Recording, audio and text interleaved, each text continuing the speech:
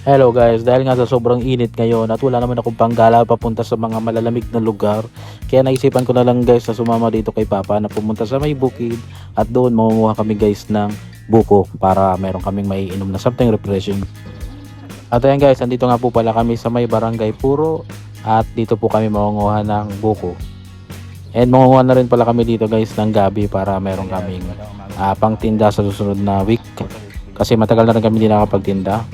And shoutout nga po pala sa lahat ng mga taga-barangay Puro. Good morning pa. Sige, ko sa tuto. Let's po.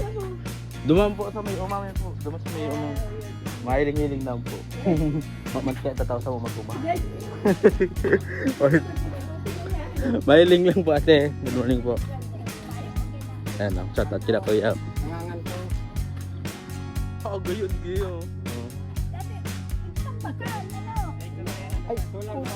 Medyo nakakagulat ng pagbalik namin dito guys kasi dati itong may mga tanim na palay itong mga lupang ito. So ito guys ay tinambakan na ngayon at sabi nga ng residente dito guys, ito daw ay tatayuan ng solar dryer.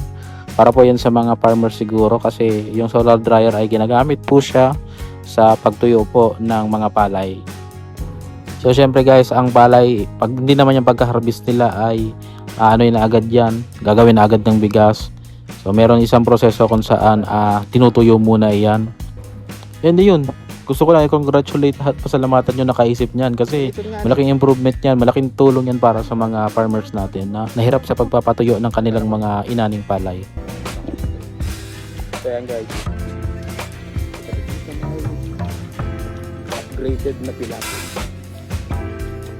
Tinawag ko nga pala yan na upgraded na pilapil kasi guys, dati kasi guys yung mga ganyang klaseng daanan yung pilapil, basog ang tawag yan sa amin sa Bicol, ay dati ano yan guys, puro yan putik na pinatuyo, kaya minsan guys kapag hindi pa yan tuyo guys ay mahirap ng daanan. No? Dito nga may tulay na rin na semento. So yan nga pala guys, sa napapansin nyo guys, sa madalas na vlog ko guys ay pupunta ako sa mga lugar kung saan tahimik at medyo nature friendly. Kumbaga yung mga kabukiran, yung madalas kong gustong puntahan talaga guys is yung mga lugar kung saan medyo nakakuha tayo ng kapayapaan. Dahil nga guys sa trabaho natin na masyadong pressure, trabaho ko pala na medyo pressure tapos nagsisingit pa ng business, minsan inaabot ako guys ng kalungkutan at parang tawag dito, stress dahil sa minsan ginagawa na natin yung lahat pero parang walang nangyayari. Kaya minsan na nagiging kumbaga takbuhan ko kapag ako ay nagkakaroon ng kanyang kalagayan ay pupunta ako guys sa isang lugar kung saan tahimik at doon ako nag-iisip-isip. And parte ba guys ng pagpunta ko dyan guys ay marami din ako magagandang alaala sa mga ganitong lugar na pinupuntahan ko katulad nito sa bukid.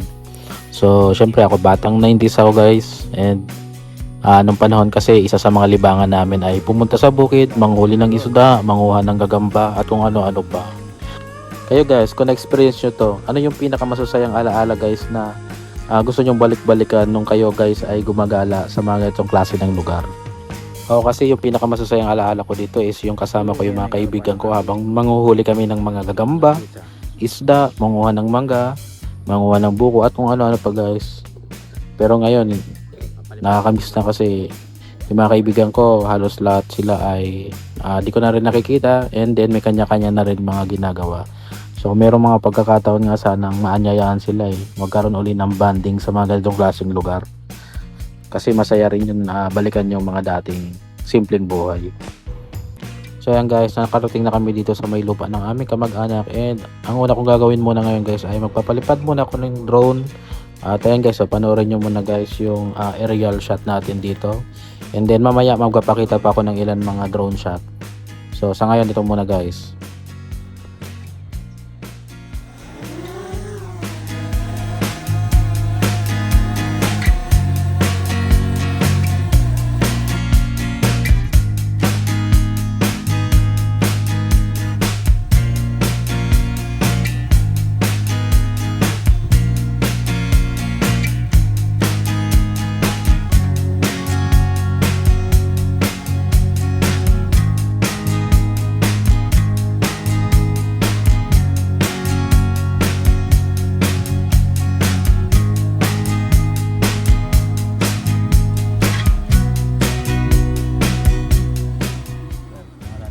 Ayan nga pala guys, itong drone ko nga pala guys ay pinangalanan kong Sky.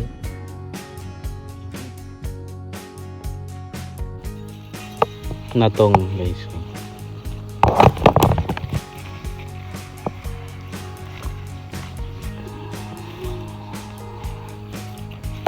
Ayan si Papa guys. Nag-ano ng pangalan ng buko. So ayan guys, so si Papa nagre-ready na ng pansungkit ng buko. Okay, so dati nilinisan namin ito. Kaso hindi namin kinaya ng panatilihin malinis kasi nag-put up na kami ng ibang business. And hindi na namin kayang mag dito, punta palagi. Ito na yung ngayon oh.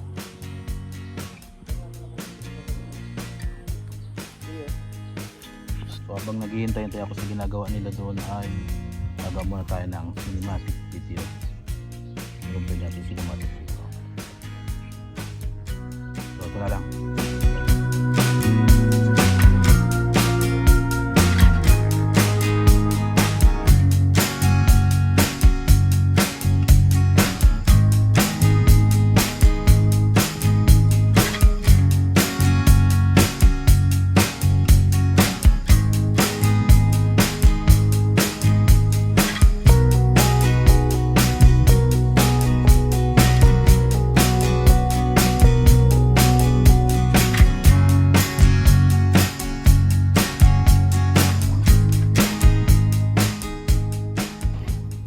So yan guys, katapos ko pala magpalipad uli ng drone and ngayon guys ay magano naman kami ulit.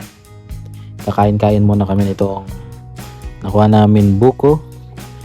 And yun nga pala, shout out po pala sa mga lahat ng mga followers ko dito sa may Barangay Puro and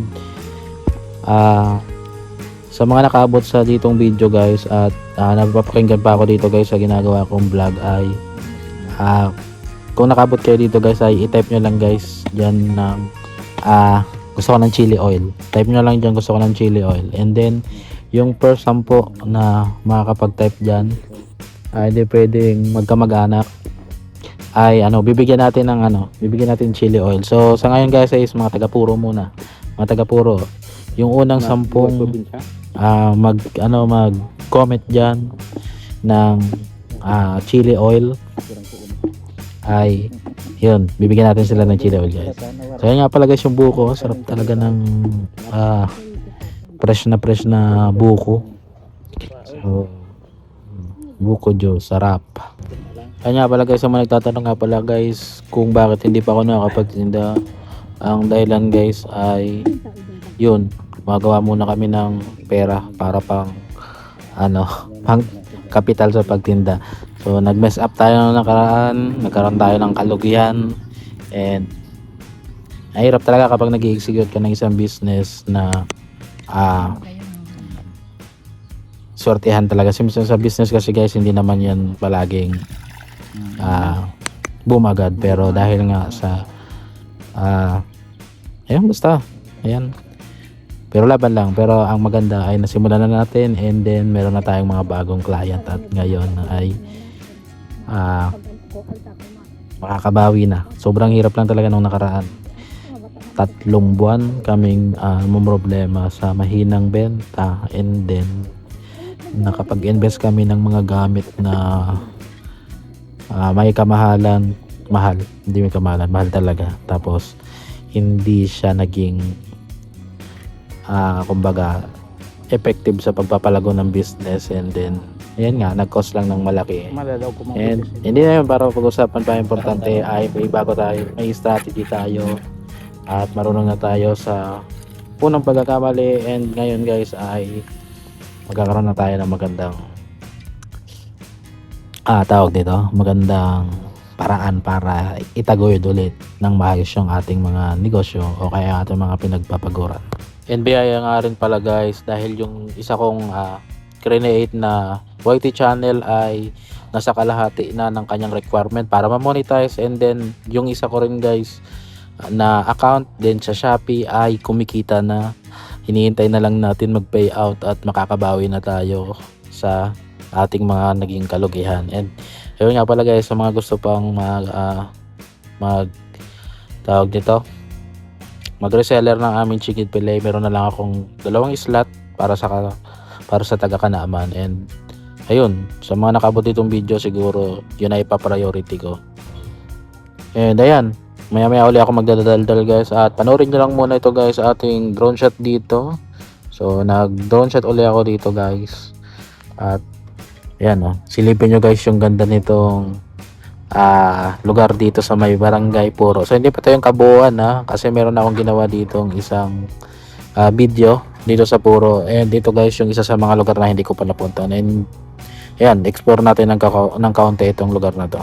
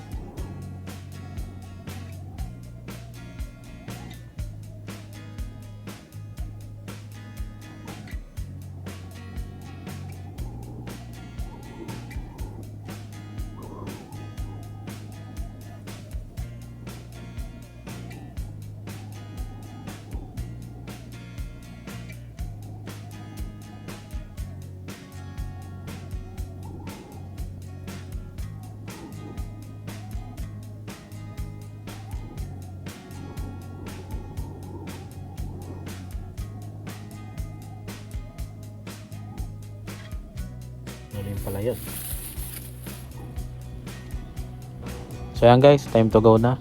Hanggang dito na lang muna yung aking video, and maraming salamat po pala sa lahat ng nanonood. Na-appreciate ko lahat ng inyong pagtsatsaga sa panonood ng aking video.